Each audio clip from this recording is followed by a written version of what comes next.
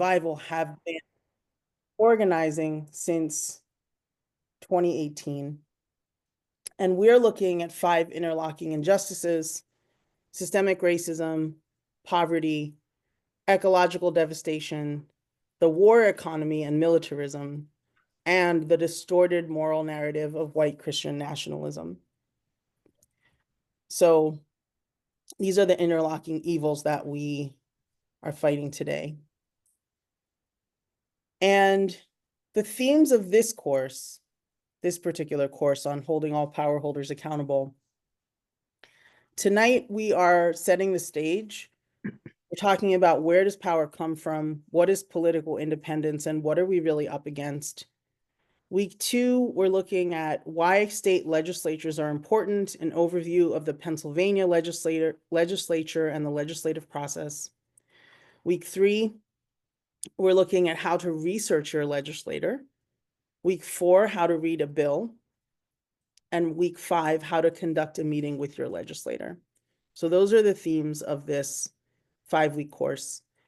And just to be clear, everybody involved in the Pennsylvania Poor People's Campaign is a leader, an organizer. We are member-led, we are staff-free. We do not have any paid staff in the Pennsylvania Poor People's Campaign. So just so folks know that. And we really appreciate you all being here with us tonight. We know that we have a lot to learn from everyone who's here. And we look forward to tonight being engaging, interactive, and every session of this course. And so we're going to get into it. And if you are down to ever read a slide, you can go ahead and put your name in the chat, because there will be some moments when I would love to get others' voices in, get folks reading. Remember, when you're not talking, do keep yourself on mute. But then remember to take yourself off mute when you are talking. All right, so we're going to get into it.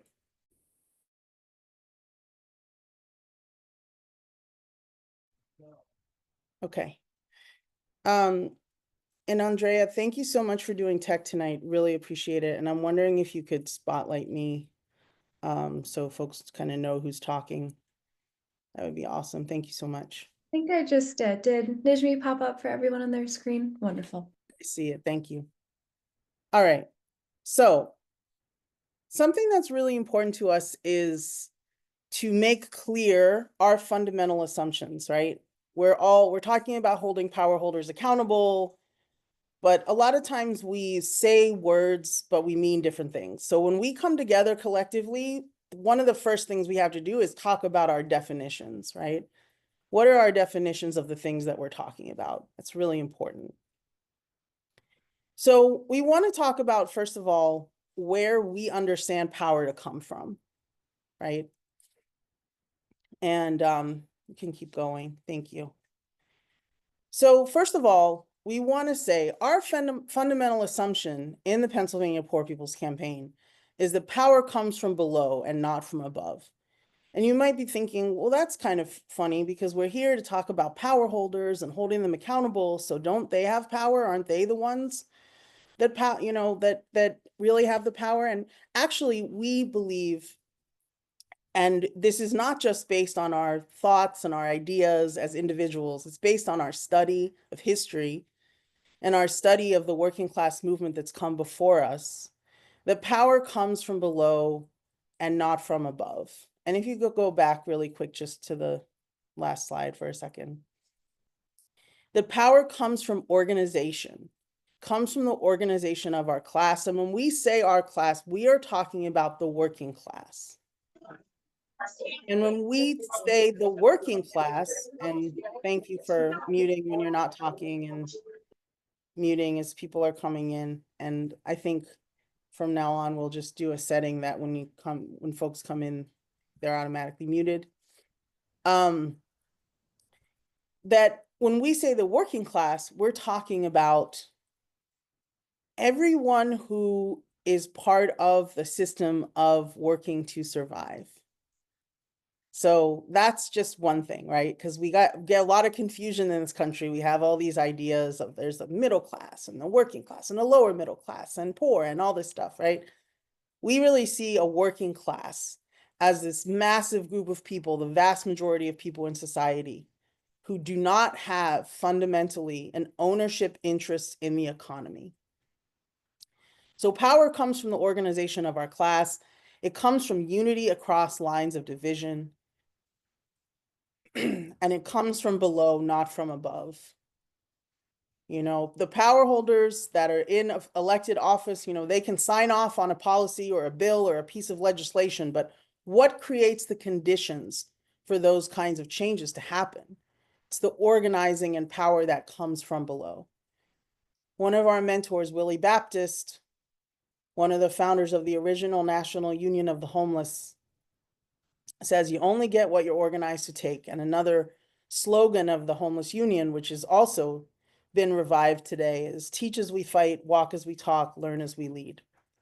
So this is one of our fundamental assumptions. We want to put that on the table right away.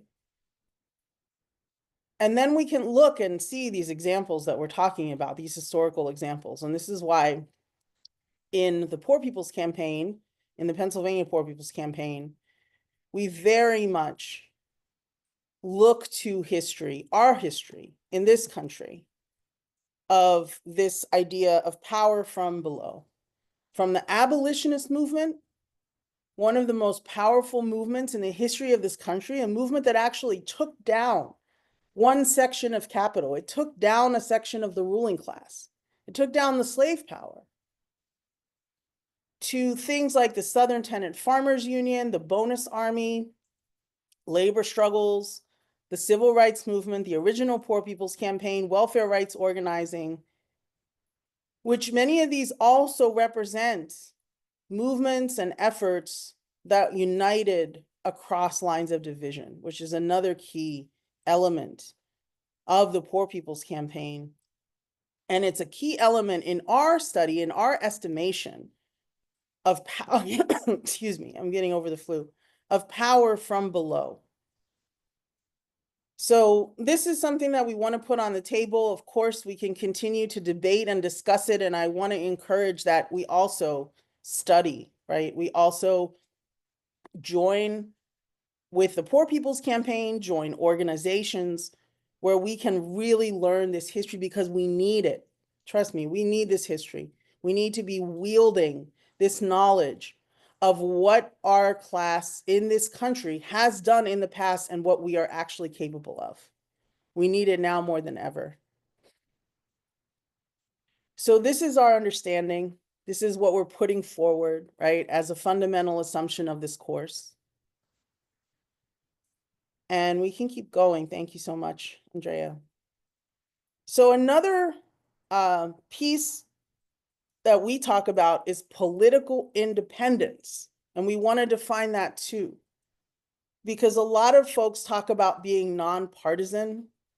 And I feel like I even, you know, saw things in the chat, right, where people are kind of saying like, there's some things where it's sometimes people say, oh, we're nonpartisan, but they're kind of, it's not really it's not politically independent. And there's actually a difference. That's why we use political independence versus just saying we're nonpartisan, right? Because we're political, we are political, but we're politically independent.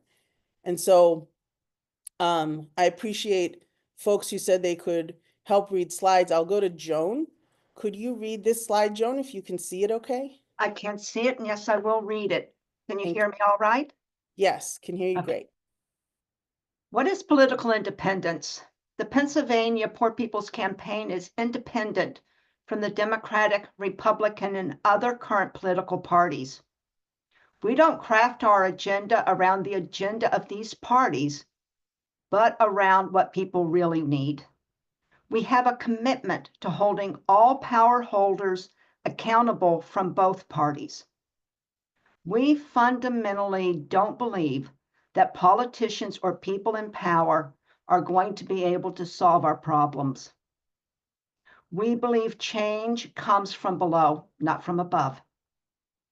We do not get drawn into conflict let me start over. We do not get drawn into conflict between Republicans versus Democrats, because the primary conflict is not between parties, but between our human rights and the power holders standing in the way of achieving them.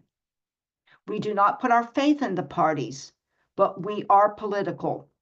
We hold all power holders accountable and make demands of elected officials, recognizing that the decisions they make affect all of our lives. Thank you so much, Joan. Thank you. So this is our definition of political independence, and encourage us to look at this, to read it, to think about it. You know, you don't, nothing tonight are we asking you to just accept without thinking, right?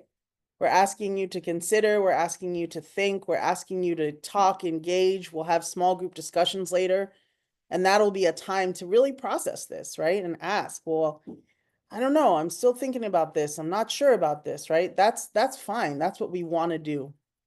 We want to put our fundamental assumptions on the table for discussion and consideration, but we also want to make them transparent, right?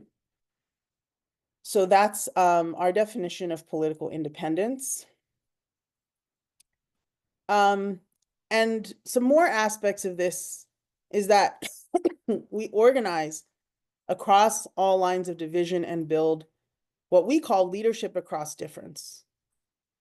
We build leaders from our class who are clear, committed, competent, and connected. We call these the 4 C's. And we organize the people who have the most to gain and least to lose from a fundamental change of our society, and everyone who unites with those interests, right? Everyone who unites with the interests of the poor and dispossessed is welcome. And this political cartoon that you see on the right is actually from the first Poor People's Campaign of 1968. And it shows these feet kind of getting into step with each other. And they're labeled American Indians. I can't totally see it. Poor whites, blacks, and something else, Puerto Ricans maybe. And then there's these 2 figures in the back that are kind of wearing suits, and they're saying, what worries me, Senator, is that they're getting into step. And so we talk about this idea of getting into step, and it's actually a song that we have, right, in the Poor People's Campaign as well. So we said in our definition of political independence that politicians aren't coming to save us.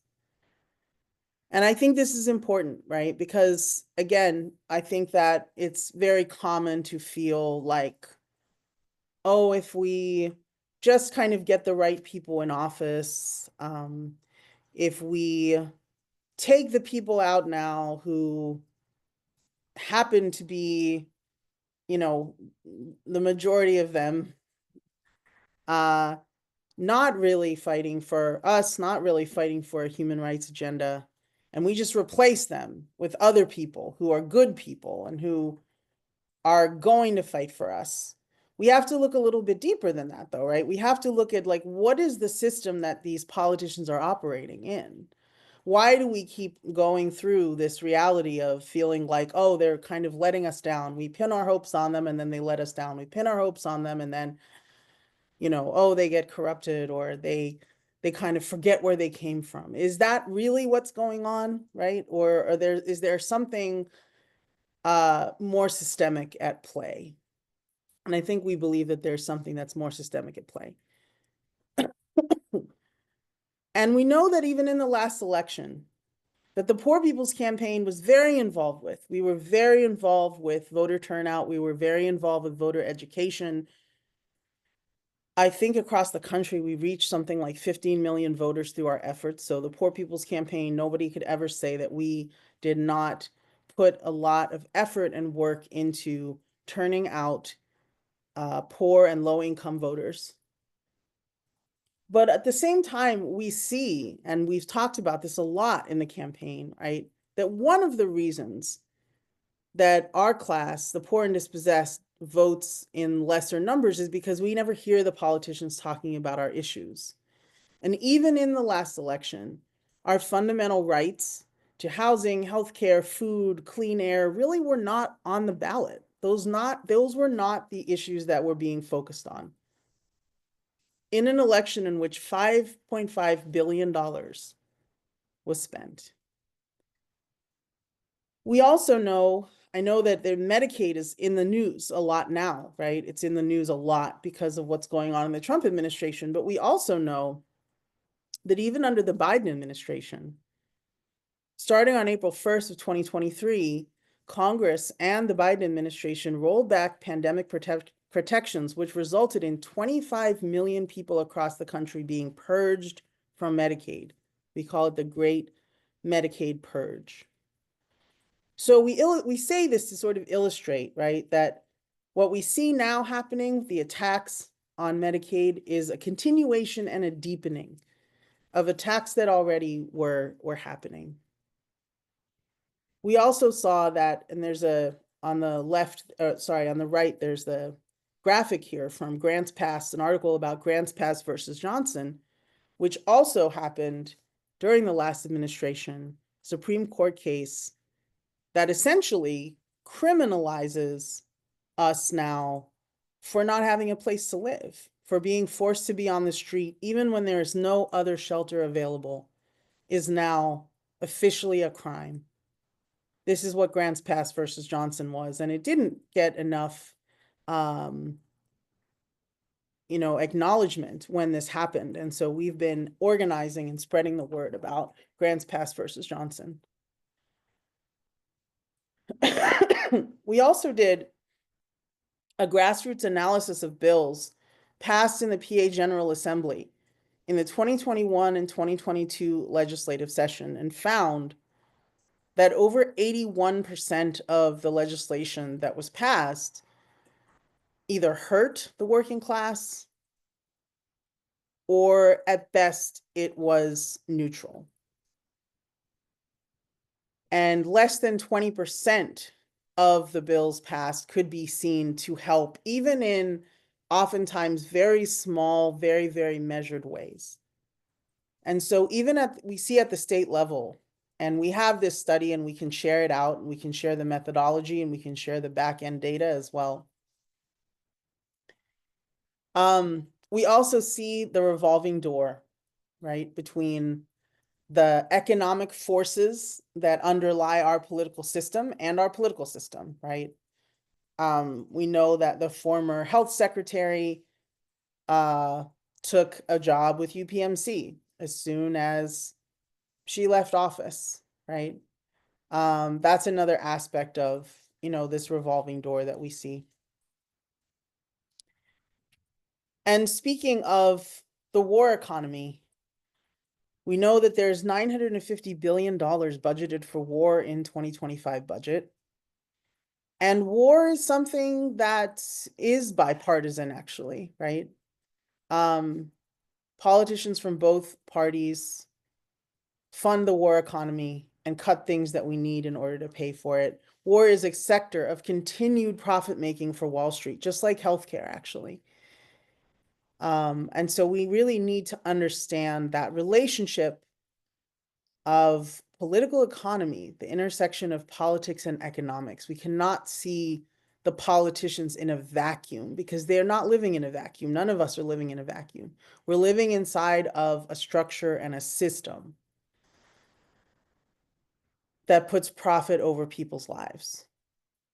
And so when we talk about holding all power holders accountable, we have to understand that what we are really up against is not simply a set of political leaders. It is not simply a set of elected officials at the state level or at the federal level.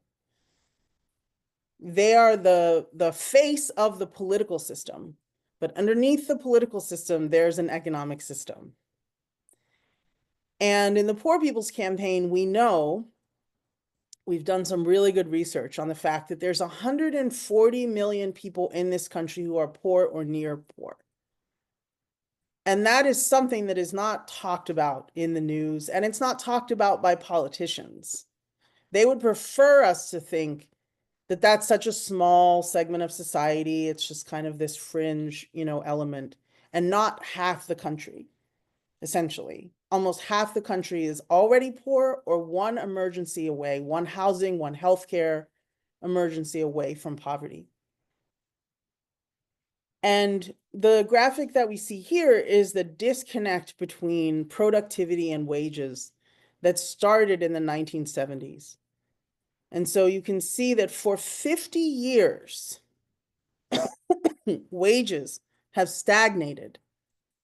Wages have not risen, but the productivity of our work has gone through the roof. It's skyrocketed because of technological innovations that came from us, came from the genius and ingenuity of the working class.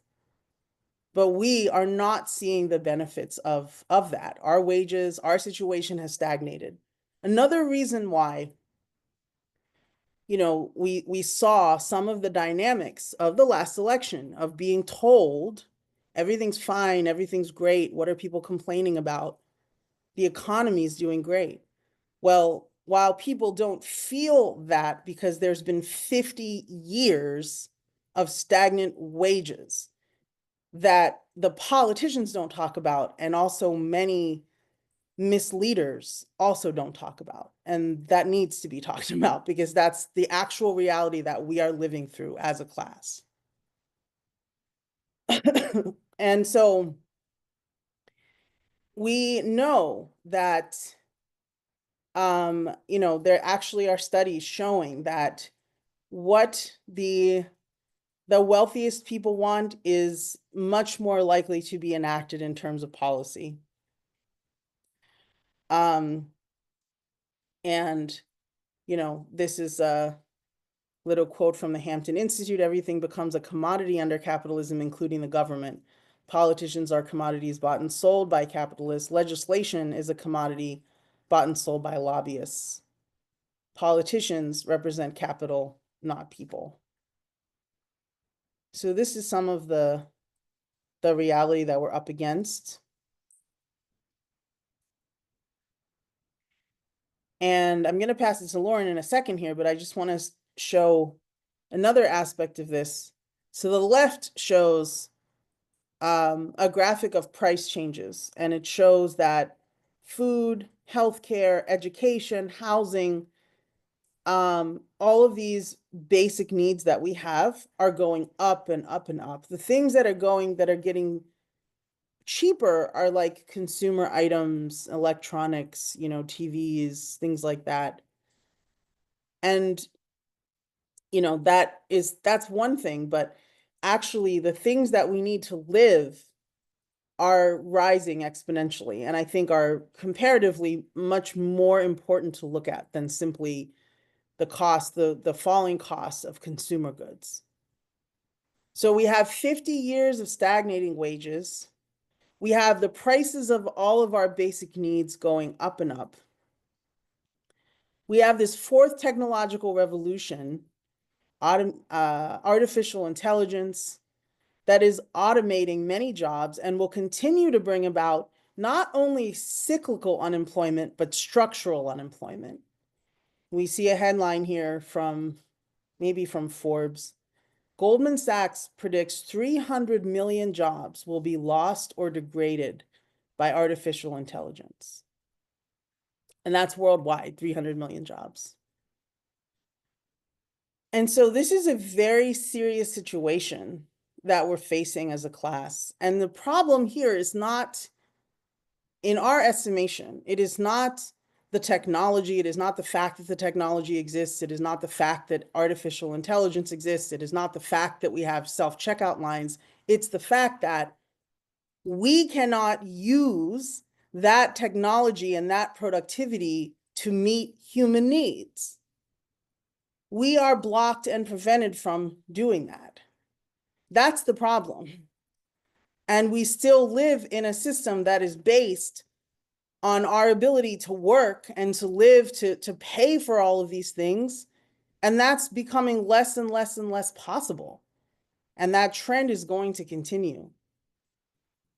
So we 100% need to be organized, and we need to be clear, right? Dr. King said, the prescription for the cure rests with an accurate diagnosis of the disease.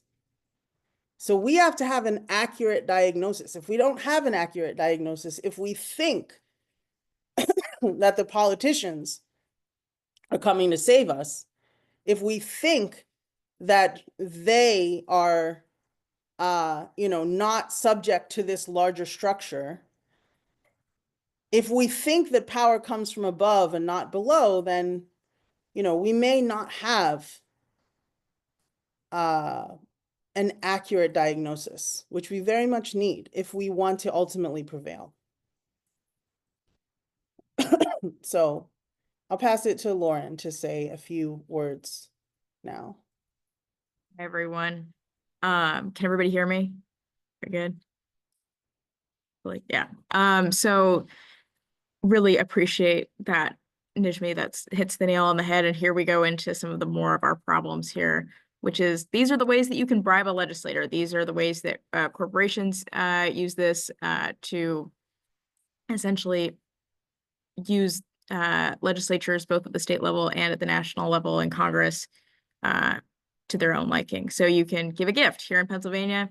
There is no ban on gifts. You can give an unlimited amount of gifts to any legislator. It could be cash, it could be trips to Europe, anything. And so you can do that anytime you want. Campaign contribution. So you can pay a legislator's campaign when they're running for office. And then, like Nijmi talked about, the revolving door, our politicians and their staff, all of our public officials, a lot of times they're just going right out into the private sector to make money, to come back as a lobbyist, to lobby for these groups and to do more bribery. Side jobs. It is not illegal, despite the fact that we have one of the highest paid legislatures in the country, making more than $100,000 a year. They are full-time, but they still have side jobs. Like working as a lawyer for big oil companies at the same time as sitting on the State Energy Committee. And then dark money, which is money that we don't know where it comes from. It's coming from corporations. It is spent in ways that are completely opaque to the public. And that is all of those, negative campaign ads that you see. Those are coming from, some nebulous organization that does not have to disclose its donors. So you can run campaign ads and influence primaries and general elections, and nobody will ever know who you were. And this is not going to be a surprise in light of what Nijmi has already said, and in light of all of the ways in which you could bribe a legislator. Pennsylvania has a regressive tax structure where the poor pay the most of their family income. So the lowest 20% of income earners in the state pay more than double, so 2.3 times their share of family income on state and local taxes than the top 1%. And, this is crazy. This is tangible evidence of the political system and our legislators listening to the rich and the powerful and worsening the economic crises for the rest of us. Like Nijmi said, we don't hear politicians talking about our priorities. They're talking about the priorities of these companies, and they are, raising taxes on the poor. And even with wage stagnation and inflation, our taxes are still higher than the wealthiest 1%. And what we're really up against, these companies are not paying state income taxes like the rest of us, hardly. And they're using that money to bribe our legislators. You can see a bunch of different corporations here. So this is really what we're up against here.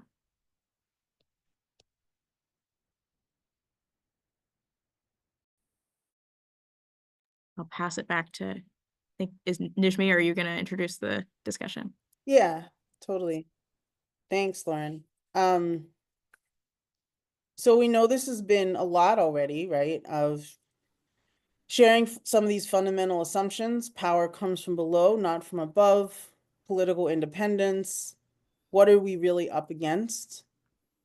And we want to create some space for us to talk and get to know each other more. Sharing our thoughts, reactions, and questions, our takeaways, and also what experiences that we have with the topics that we're talking about here. Because we know that we all have many experiences with what we're talking about here. And so we want to share those experiences. We want to learn from those experiences.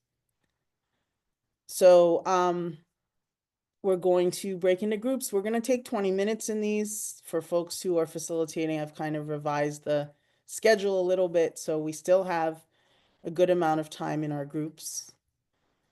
And we have some facilitators as well. We've got Andrea, Michael, myself, Lauren, Julissa, Tammy, Jeff, Michael BC, and Anita. Thank you so much to our facilitators. And there is a notes document, and I will put that in the chat as well.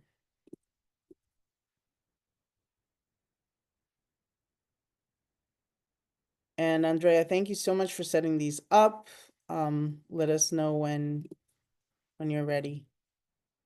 Yes, I am just currently making all the rooms, and I'm going to title them based on the person who's facilitating. So I ask that everyone who's facilitating go to the breakout room where you see your name, and you should automatically go there. Give me 1 second. I should be ready in about a minute. That sounds good.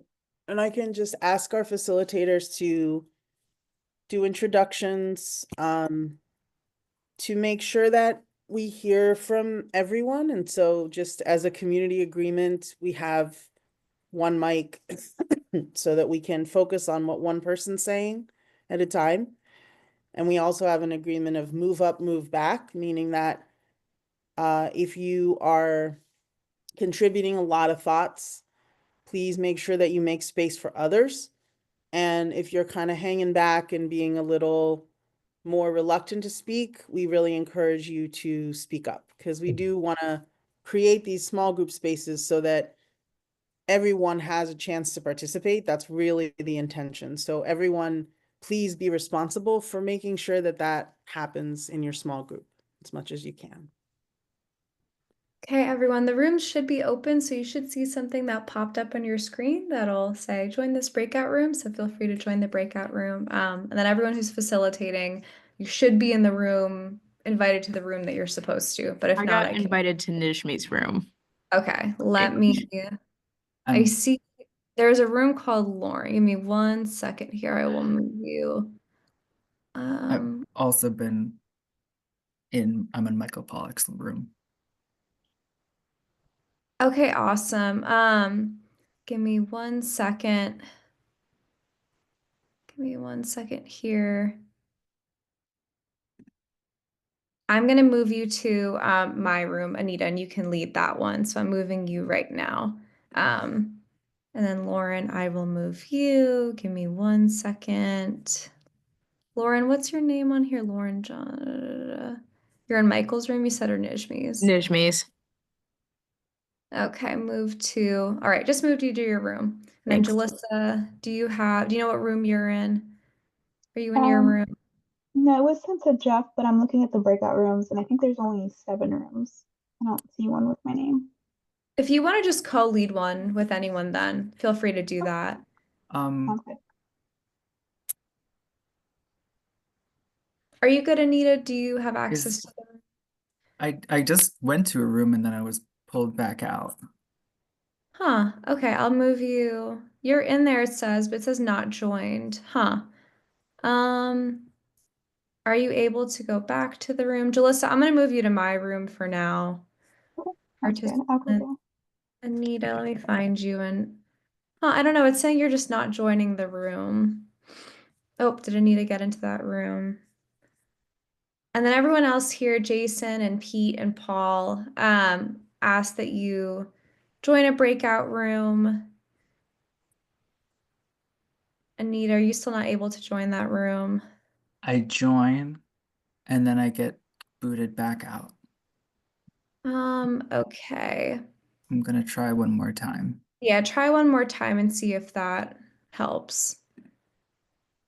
Here, I'll allow you to choose the room. There you go. Anita, you should be able to just choose the room now.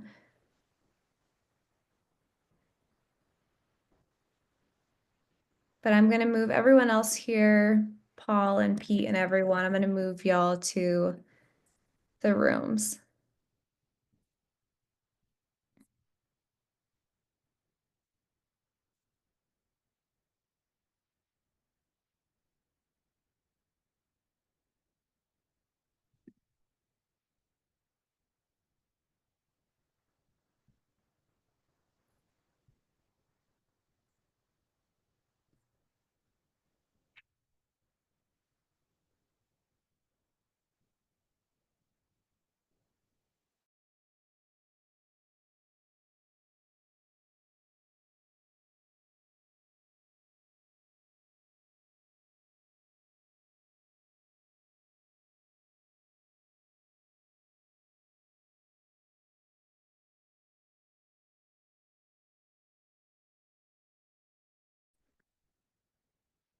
Hi, everyone here. I know Jason, you said you'll be right back. Anne and Pete and Paul. So we are in the process of doing breakout rooms right now.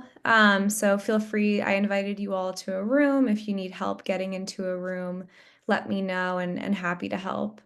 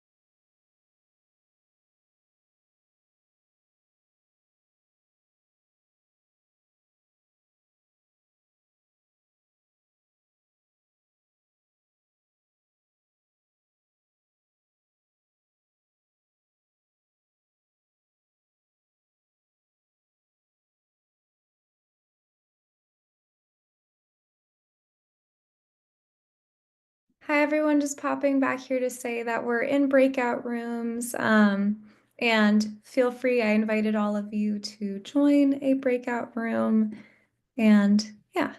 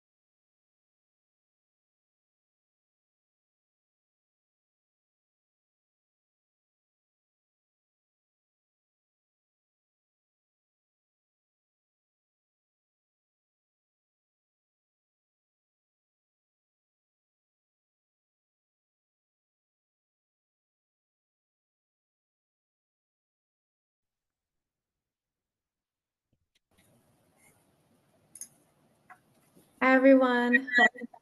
People are coming back to the main session from their breakout room slowly. Hi, Betty. Good to see you. It's hard to see. I've been sharing my screen, so it's hard to see you and see all the participants. So good to see you.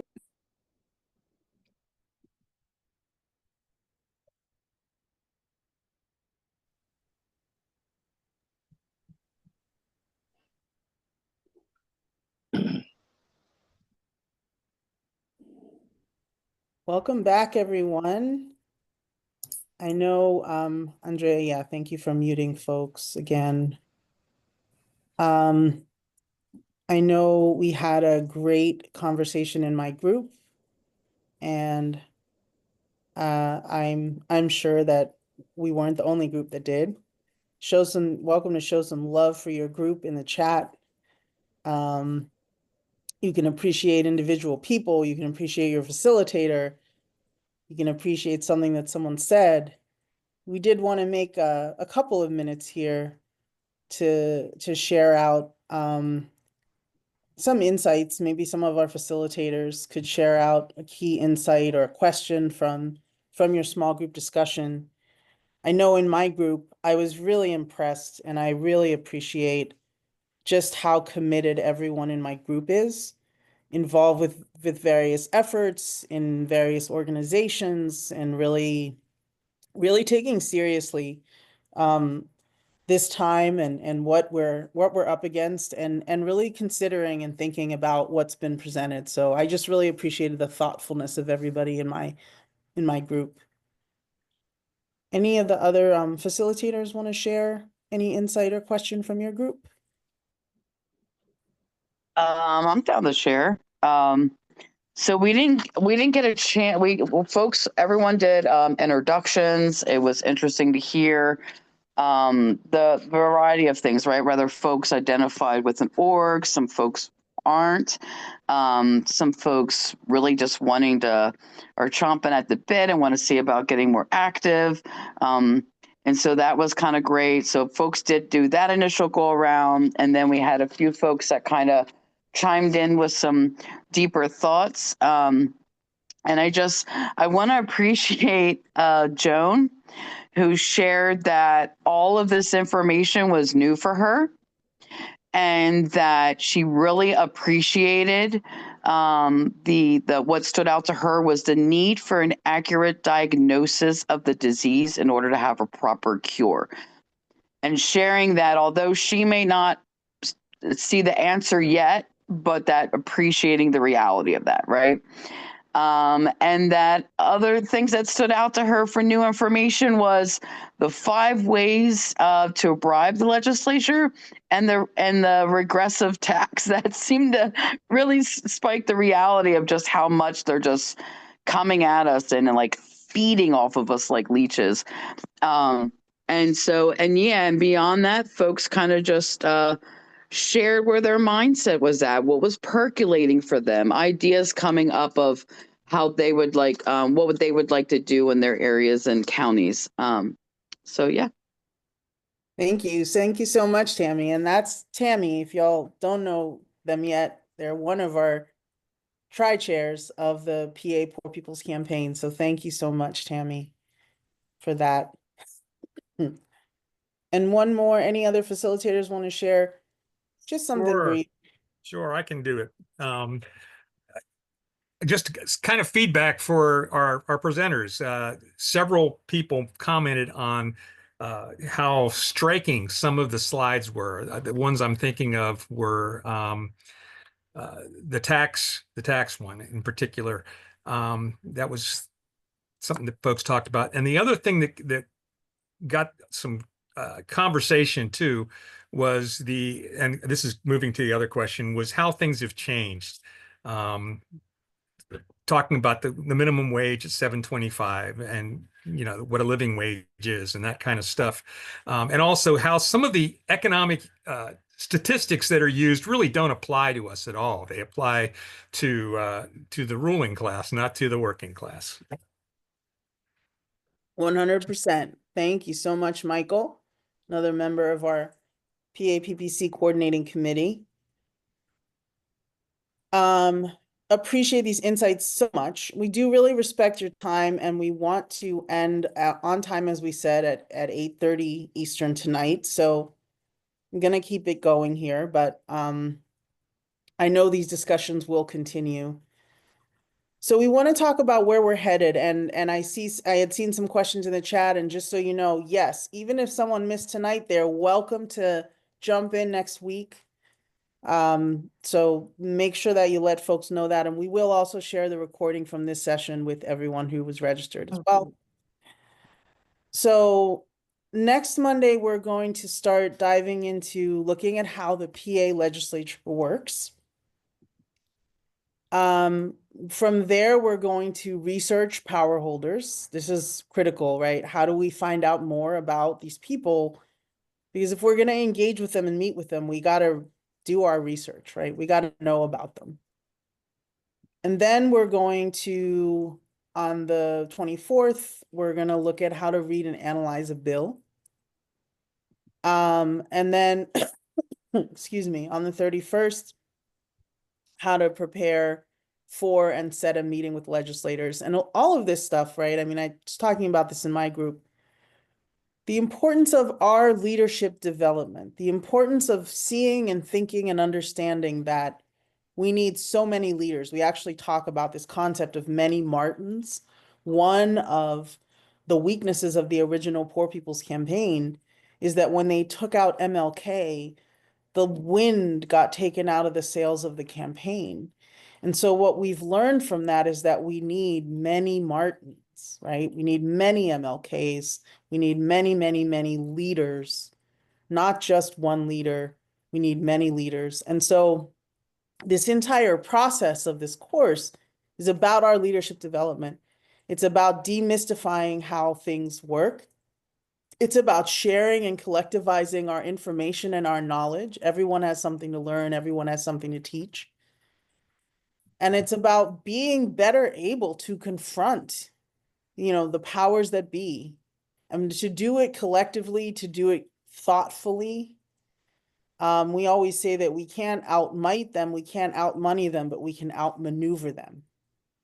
And this is really important. So there's a lot that we can learn in order to do that effectively. And that's really what this whole session is about, in addition to building our relationships. And as I said in my group, and I'm sure everyone did, we want to relate to everyone here. We want everyone here to relate in some way to the PA Poor People's Campaign so that we can coordinate and work together. And that's one of the things that we want to be an outcome of this as well. So we're going next to a little fun poll. We'll see if this works. I think it will.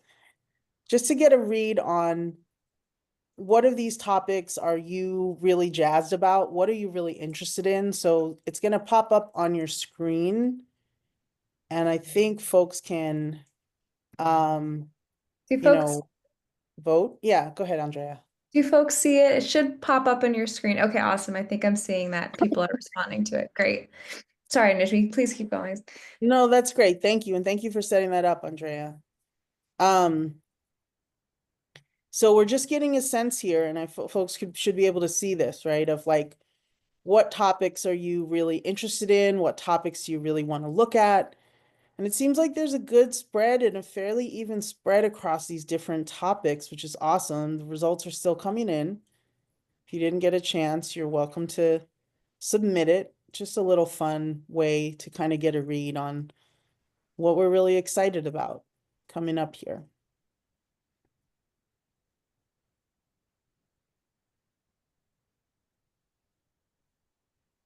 Okay, so we've got a really even spread, right? About how the legislature works, researching power holders, how to read and analyze a bill, how to prepare and set a meeting with legislators. So I think that tells us that these are the right topics.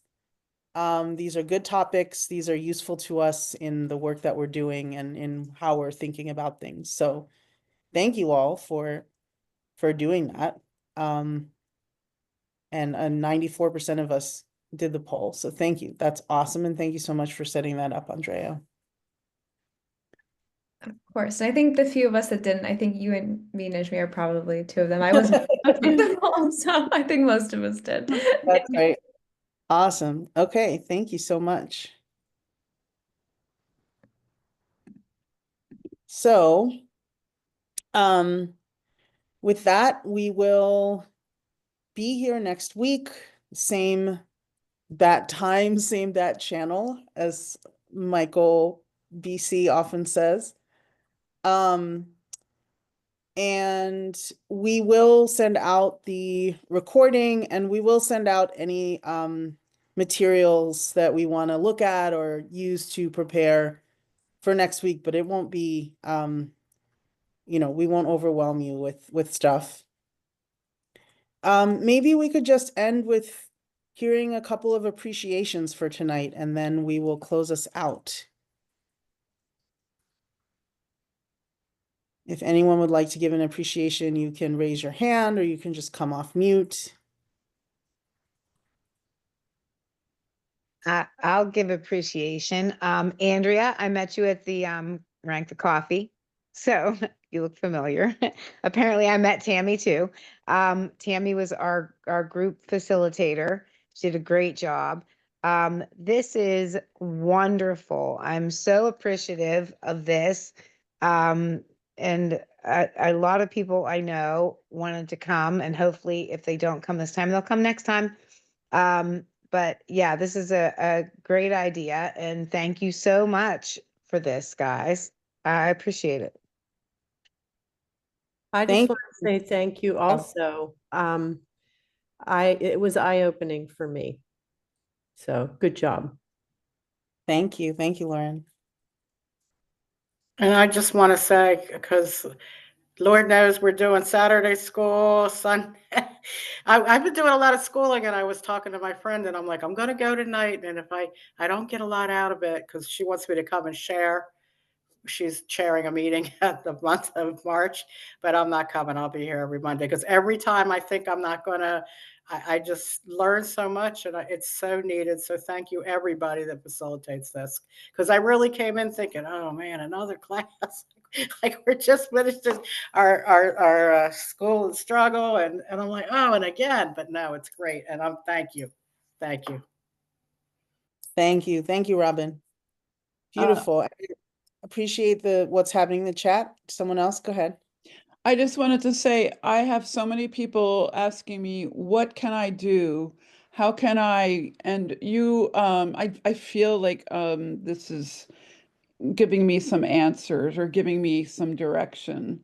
I think a lot of us feel powerless, and there's 20 million things that we could do, but I think to choose just one thing is really important at this time and do it well. And so this is giving a direction to get to the root of the power and give ourselves power. And that's just such a beautiful way of looking at it for me now. I really appreciate this. Thank you so much, Beverly. Thank you. And thank you to all the comments in the chat, the suggestions as well. Really, really helpful and useful. We will definitely take those up. Thank you to all of our facilitators tonight.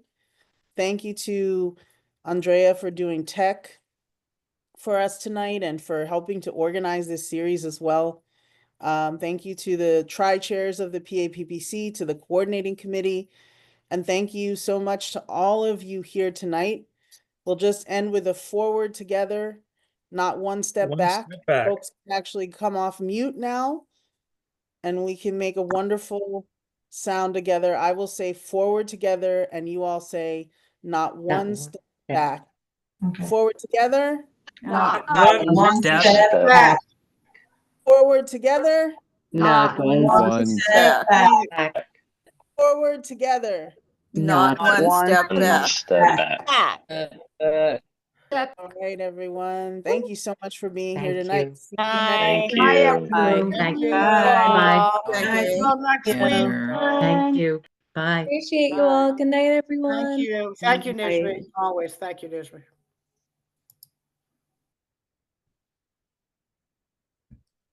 Thank you all for coming. See you all next week.